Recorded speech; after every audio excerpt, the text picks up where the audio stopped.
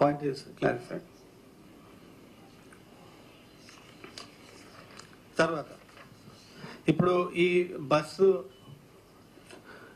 యాత్ర జరుగుతున్న సమయంలో రాత్రి 8:04 ఈ అజిత్ సింగ్ నగర్ పోలీస్ స్టేషన్ పరిధిలో వివేకానంద స్కూల్ దగ్గర, వివేకానంద స్కూల్ తర్వాత గంగారాంబ టెంపుల్ అటువైపు అక్కడ రీచ్ అయిన సందర్భంలో ఒక వ్యక్తి ఒక రాయిని విసరడం జరిగింది. అంటే మేము లాస్ట్ 2 daysగా అక్కడ ఆల్ అవైలబుల్ CCTV కెమెరాస్, అంటే దాదాపు 24 CCTV కెమెరాస్ వాటి ఫుటేజ్ చూసాము. వాటి రెలవెంట్ అన్ని డౌన్లోడ్ చేయగా దాంట్లో ఇన్ఫర్మేషన్ ప్రకారం తర్వాత అక్కడ చాలామంది సెల్ ఫోన్స్లో కూడా వీడియో రికార్డింగ్స్ చేశారు.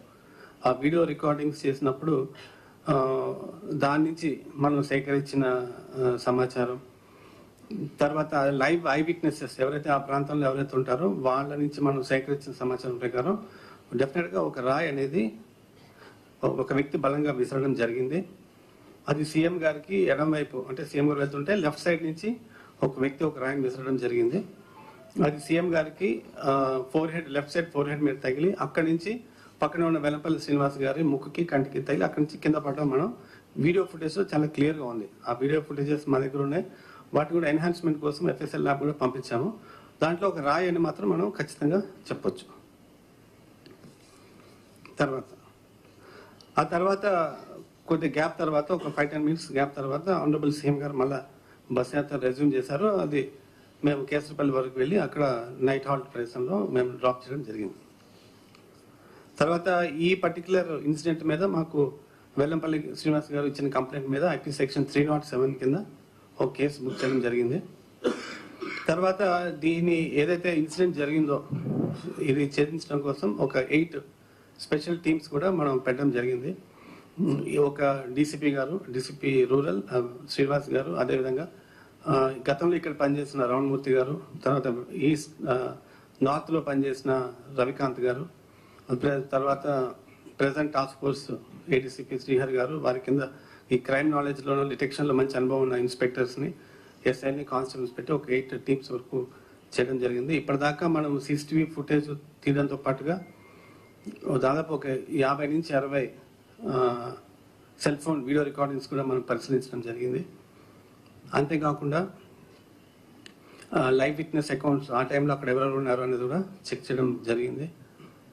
ఆ తర్వాత సెల్ ఫోన్ డేటా కానీ టెక్నికల్ ఏదైతే ఇన్వెస్టిగేషన్ చేస్తామో అదంతా చేయడం జరిగింది.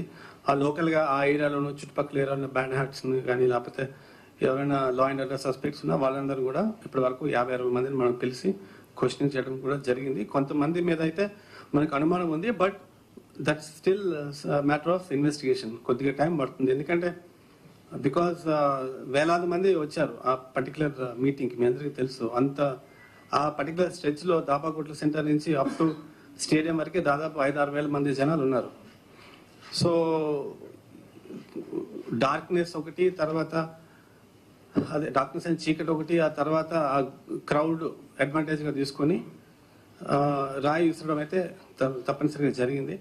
అది ఎవరు అని కనుక్కోవడం అనేది మేము ఈ ఫుటేజెస్ అన్నీ చూస్తే తప్ప మనం కుదరదు. ఎందుకంటే అంతమందిలో ఒక వ్యక్తిని కనుక్కోవాలంటే it's not easy job. But still I'm 100% sure రాబోయే అతి తొందరలోనే we already have strong evidence and strong leads.